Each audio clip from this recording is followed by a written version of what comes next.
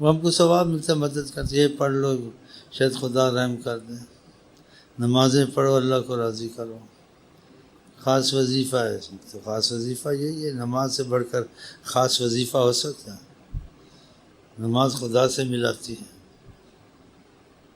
نماز انسان میں اللہ کی اتنی محبت پیدا کر دیتی ہے، اللہ اس کی زبان ناک اللہ کی قدرت کام کرتی ہے، اس سے بڑا وظیفہ ہے؟ حدیث شریف میں آقا جی نے کیا کہا؟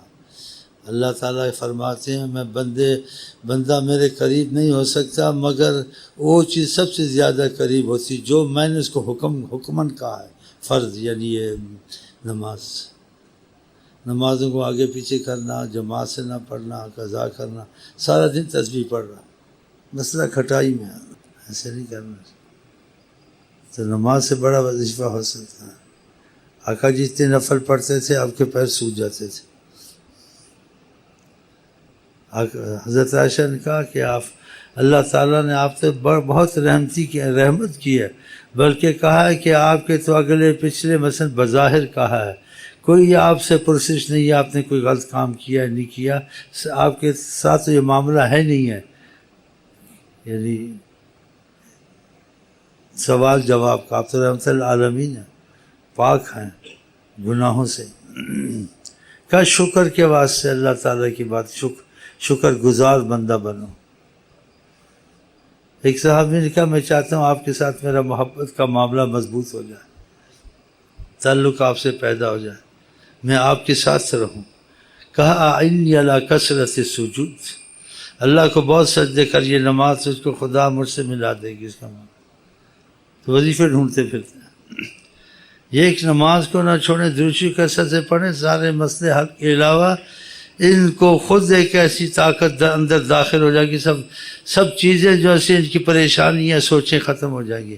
یہ سوچوں سے تو خود مریض ہوتے ہیں، اور ڈاکٹر بھی کہتے ہیں اس کو ڈرپشن ہو گیا، کرپشن ہو گیا، فلانا ہو گیا، بیٹھے ہیں پیچھے منحوس، پوچھو منحوسوں سے، اس کو ادھر پھراؤ، اس کو ادھر گھماؤ، اس کو پتہ نہیں کشمیر لے جاؤ، اس کا ذہن بدلو، اس کو اخبار پڑھاؤ، اس کے ذہن پر بوجھ ہے، سوچ۔ ہاں دیکھو کیا ہوگا کیا نہیں ہوگا، کیا کروں، وہی ہوگا جو منظور خدا ہوگا۔ لیکن ایمان اندر آئے تو دل مطمئن ہونا، کہہ تو دیتا لیکن کہتا نہیں جی منظور خدا ہوگا تو وہ تو ہوگا، لیکن ہم خود بھی جو کریں گے وہ بھی ہوگا، وہ نہیں ہوگا جب تک خدا نہیں جائے گا۔ بس ایسی کمزوریوں کی وجہ سے پھر ان کی یہ حالت رہتی ہے۔ تو خدا سے محبت کے معاملے میں نمازوں میں بے پرواہی، درود میں بے پرواہی، دوسری کوششوں میں لگے ہوئے ہیں، تو پھر کیا کسی کو سمجھائیں، کیا کریں؟ پھر یہ کہ اس پر محنت کی جائے، اس کو تجربہ کرایا جائے، اس کے سامنے کوئی چیز آئے تو پھر وہ جڑے بھی تو انسان تجربہ کرائے نا، اس کی تربیت کرے، جڑتا بھی نہیں ہے تو پھر ایسے آدمی کی انسان چپی ہو جائے، خواہ پریشان کرنا، بھائی سمجھے کہ اس کے لیے مقدر میں ہی ایسا۔ حضرت محمد صلی اللہ علیہ وسلم کے سوا کوئی بھی آپ کو دین دنیا میں مطمئن نہیں کر سکتا، حالات سے نہیں نکال سکتا۔ ہاں یہ آقا جی نکال سکتے کہ یہ عالمین ساری ان کی رحمت کے نظر کے نیچے ہے، وما ارسلناک الا رحمۃ، کہ مصیبتوں سے، وسوسوں سے، تشویشوں سے، سوچوں سے ان کو نکالو۔ اسی لوگ سوچ کے مر جاتے ہیں، پاگل ہو جاتے ہیں، یا بے سکونے رہتے ہیں، یا پھر ان کو جو مرضیں سوچوں سے لگتی ہیں۔ بہرحال آپ کے دل کو ہلکا کرنے والی، آپ کے دماغ پہ جو بوجھ ہوتا ہے یہ بادشاہوں کو پریشان کر دیتا ہے، اس کو ہلکا کوئی نہیں کر سکتا۔ یہ ہلکا کرتے ہیں تو دوسرے رنگ میں کرتے ہیں، وہ ہلکا نہیں ہوتا، وقتی طور سے وہ حالت جیسی دب جاتی ہے پھر اس کی وہی حالت ہوتی ہے۔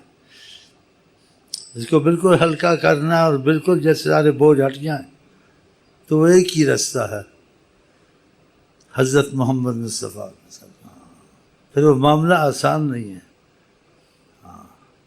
خدا رسول پر کوئی حکم نہیں رکھ سکتا، ہم اس لائق نہیں ہیں، لیکن جب کوئی سمجھ میں آ گئی، مانتا بھی تو محنت کے صرف چل، نہیں اس کو پھر بس محنت کر تو میری دنیا کا کیا ہوگا، میرا پیچھے کیا ہوگا، اگر میں تصویر میں زیادہ لگ گیا اور بھی کام کرنے ہیں تو یہ تسبیح تمہارا کھانا خراب کر دے گی، جیسے شیخ امین کہتا ہے تسبیح پڑھ پڑھ کے مر جا، درود ہی پڑھ پڑھ کے مر جا۔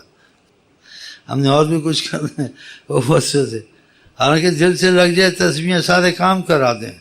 یہ تسبیحیں بادشاہوں کو اس کے در پہ جھکا دے، یہ اتنی زبردست چیز ہے۔ لیکن کسی کو یہ جیسے کہتے ہیں دل میں اثر کرتی ہے، کسی کو اس کا فیض نہیں ملتا، وہ نیت کی خرابی، نیت کی خرابی۔ تو نیت دل ٹھیک نہ ہو انسان کا، چلانے والا مل جائے نیت تو پھر وہ بھی اس کو نکال کے لے جاتا ہے، اور جو اس کو نکال سکتا ہے اس سے بھی نہیں چل، تو ایسا جو نکلے ان کے ساتھ تو جوڑ۔ نیت ٹھیک نہیں ہوتی، دل ٹھیک نہیں ہوتا، چلو کوئی بات نہیں، تجھے وصل کیا ہوگا چلے، لیکن اس سے تو جڑا رہا، جو وہ کہے کڑوی میٹھی دوائی دے تو کھاتا رہے، تعلق رکھ۔ کچھ عرصے کے بعد اگر اللہ نے چاہا وہ تیرا بدلنے کا سبب بن جائے گا۔ تو خود کیا کہ میں بدلنے والا نہیں تھا، کیسے بدل گیا، وہ بھی نہیں ہے۔ اپنے طور سے بھی کچھ اپنی صحت کا مطلب خیال نہیں رکھتا، اور ڈاکٹر اس کا کچھ نہ کچھ کرتا ہے، ڈاکٹر سے بھی نہیں جڑتا ہے، تو پھر انسان اچھی بات مجھ سے نکالے، خدا حافظ بھائی، جو ہوگا تیرے ساتھ ہوگا۔ تو اللہ تعالیٰ کرے جس راستے پہ ہم کو آپ کو نبی کریم نے ڈالا ہے، ہم زمانے کو، ماحول کو، لوگوں کو نہ دیکھیں، اور اس کے مطلب مفہوم کو نہ پوچھیں گے۔ آقا یہ چیز کہتے ایسے ہوتا ہے، تم کو ایسے ہوتا ہے نہیں ہوتا، کسی پوچھتے ایسے کہتے ہیں، آقا پر شک کرتا ہے، بولو لازم آقا جی نے کہا تو لازم ہے ہوتا ہے، کسی اور نے کہا تو انسان سوچ سکتا ہے۔ جو آقا کی زبان ہے وہ خدا کی زبان ہے زبان مصطفیٰ، کنجیے کن فکون۔ ہاں، آپ کو پہلے بھی ایسی باتیں سنائی تھی، کسی نے تھوڑی غفلت کی، تکلیف آئی طریقت میں تو اس کا دھیان نہیں رہا۔ آقا جی نے جیسے ایک سے کچھ فرما دیا تھا، جیسے کہتے ہیں کہ تنبیہ زیادہ نہیں کی تھی، تنبیہ زیادہ نہیں کی تھی، ایسے جیسے بات ہو گئی۔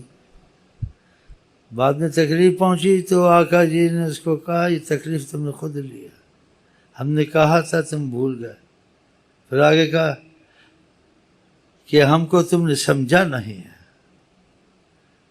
ہم کو مجھے آقا جی کا اشارہ ہے، مجھے ابھی تک تم نے سمجھا ہے لیکن سمجھا صحیح نہیں، سمجھے ہوتے تو تم بھولتے نا میری بات کو، تم کو پتہ نہیں ہے ہم نے کہا تھا۔ کیسی مٹھاس ہے زبان، ہم نے کہا تھا، کیا تم کو پتہ ہم کون ہیں، پتہ نہیں، پہچانا نہیں، اس وجہ سے۔ اس سے زیادہ کہہ نہیں سکتا ہوں اب، اس سے زیادہ اشارہ کر نہیں سکتا ہوں اب، بس اتنا ہی کہتا ہوں اب، گر غلام ان کا بنوں تو بنے بات میری، گر غلام ان کا بنے تو بنے بات تیری۔ شہ بھائی نیت خوانی ہو گئی، اب آرام سے بیٹھے دعا مانگتے چلتے ہیں، صلی اللہ علیہ وسلم آمین۔ تو کافی اتنا اشارہ اتنا کہہ دیا، ان کے بن جاؤ، بس جو وہ چاہے وہ کرو، دنیا کو چھوڑو، ان کے حکم پہلے، ان کے کام پہلے، ان کی فرمان برداری پہلے، پیچھے دوسرے کام۔ ہم دوسرے کاموں کو پہلے کرتے ہیں، وہ ہو جائیں بعد میں دیکھا جائے گا، نمازوں کا تھوڑی بہت کر لو، نہیں پہلے ساری یہی کرو، یہ پیچھے جو ہو جائے نہ ہو جائے، یہ پہلے ہو جائے جو حضرت محمد مصطفیٰ چاہتے ہیں۔ ایسی بات نہیں ہے، تو خدا ہمارے دل پھیرے نا۔